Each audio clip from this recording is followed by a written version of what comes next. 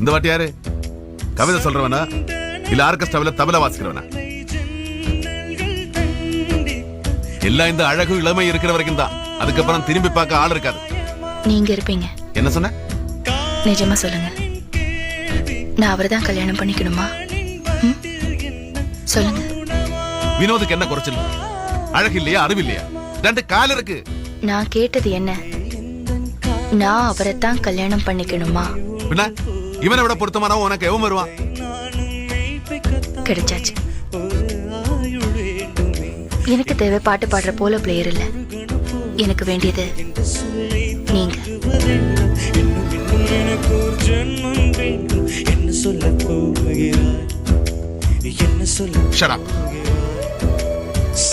கருணை காதலையும் போட்டு குழப்பாத.